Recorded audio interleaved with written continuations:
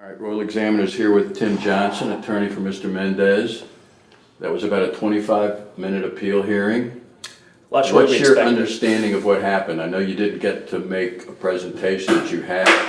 They said we don't need the information, we've got what we need, we're gonna make a decision. Where do we stand now compared to where we were before tonight?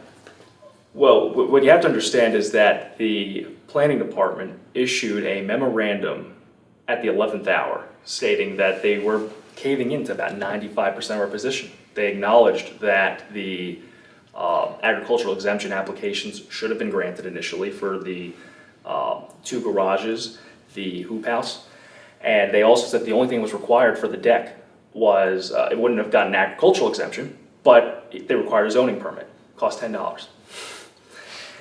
It's remarkable. We've been fighting this issue, and at least I've been involved fighting this issue since June, July 2019. Mr. Mendes has been engaged in the planning department since January 2019, 9 months, and they finally got to 95% of our position on it. The cost, the time, the energy that I know my client has engaged in trying to deal with this issue is just astronomical. It's remarkable, truly. So in some ways, it's a vindication, but it's been a very expensive vindication for you. Oh yes. More than necessary. Oh yes, it's more than expensive. It's the stress that this has caused to my family, to my day job, if you will. I own a business in Arlington. The energy that this has taken to untangle this debacle, there's a lot of parts, Roger, to slowly pull out each knot and try to explain to them, to the BZA, to whoever. It took a lot of energy and a lot of time. And when it became about the process, about lies and malicious intent, retaliatory intent, that's when I had to get an attorney. Because I wasn't going to talk any sense into the planning And your department. perception of that intent is from within the planning department, the appeals board? I don't, I need to process what happened here tonight as far as the appeals board is concerned. I need to talk to Tim about it. But there's been enough processing with the planning department that I can make a comment on that. And so it definitely, the process that was initiated was aggressive, no explanation, no benefit of the doubt, nothing. Just, you're in violation, literally, you're in violation, move your structures or tear them down. That's it. That's the only letter that I ever got. I didn't get any phone calls, any emails, nothing. And it turns out that letter is a moot point at this point because it's non-valid. All the things stated on there are no longer even addressed. And if I did understand, New things have... you're clear with the planning department now, but they said other agencies like the building inspections perhaps, that what they do or what they rule is in their province. So are you still facing hurdles, or are you okay with those other departments? Well, I highly anticipate that when the planning department says, to be perfectly honest, that they're out of the picture, I find that hard to believe. Part of this case really does stem from the fact that there was what we believe to be interdepartmental communications going on. And that's what triggered some of the selective targeting against my client. And again, we brought some evidence forward in our prior hearing, but we gathered a lot more since then to support that my client was selectively targeted. There's no other justification for it other than, for whatever reason, the planning department went after him. There is no logical explanation. And other than somebody else somewhere in Warren County government picked on him, and that's it. But they, as you saw tonight, they did not want to hear any more information. They locked us out of being able to present any new information at that point, despite the fact that they were accepting the planning department's memorandum and recommendations at the 11th hour, where I'd only been informed of that earlier in the day. We weren't even, the one thing that really, you know, again, when I see an egregious sort of a decision, a hasty decision that's just done so quickly, you know, I always pause and start to wonder why. If it doesn't make sense, you have to ask why until it makes sense. And so I question why we weren't able to present what we've done in the last 30 days.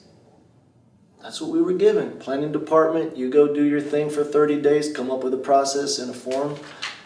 Tim and I, we continued to work on the case. We didn't know what was coming. We didn't know. So we continued to work. And I guess my impression is they said, well, we don't need it now. We have this new information, and they're saying Right. that they agree with you 95%, as you said. Right. The other 5% is at issue, and I guess that will be with the building department or whatever departments you otherwise have to deal with. Do you see you anticipate much problem there? Well, we have to be clear, when I talk about that 5%, that is the biggest 5%. The 5% there is the conduct of the planning department. That is where we were hoping and expecting the Board of Zoning Appeals to really focus some of their attention on. Is we've argued law for months, and law was sort of ignored. We basically just, at the last hearing, we didn't get into much with the Board of Zoning Appeals. There were no questions asked, there was not much detail addressed. So we said, all right, let's really focus on the conduct, because that's what has been driving this issue. And I'll be more than happy to provide the Royal Examiner with some of our presentation tonight, including the fact that we discovered that since January 16, 2019, up to tonight, the planning department has changed their position or added new information to their position 47 times. And we have to understand here, it's important to focus on the words and focus on the positions of the parties, because every time they change position or how they want to analyze something, we have to, and particularly Mr. Mendes, quite frankly, has to pay for it. So it's important that we understand as early as possible what is the problem and what are the possible solutions. They never proposed solutions. They just kept changing the problem.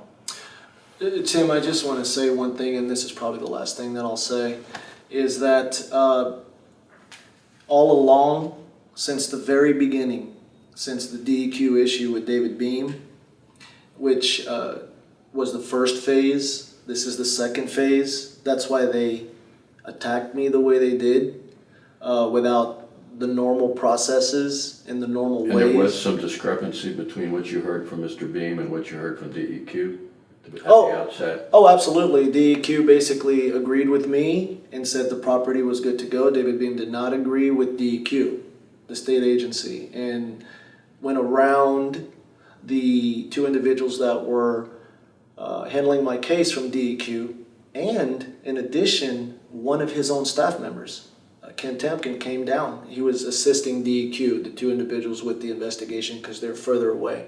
So they only came here and, once in a while. But Ken Tampkin also agreed that the property was fine, and only then to be once again overruled by David Beam. And it's interesting because that's not really what I wanted to say. I think we're on the record enough. Check out the videos if you want to see the whole story, which we were not allowed to present today. But what I want to say is that all along our position has never been acknowledged. Tonight, our position wasn't acknowledged again. And it continues. It just, until it's acknowledged, it keeps going. And it won't go away. Because the truth has to always eventually be acknowledged. I would just modify, it was acknowledged, 95%, but that last 5% is really what we're talking about here. I think that is what's important at this stage, more than anything else. What we have is the end of a chapter, or at least 95% of that chapter. And now we'll see what happens next as you go back and make sure you're okay with the building department. This is turning into a saga, let's put it that way. So. All right, well, Tim Johnson, Mr. Mendes, Thank you for your time. Thank you Thank for you. your interest. Really appreciate it. Thank you.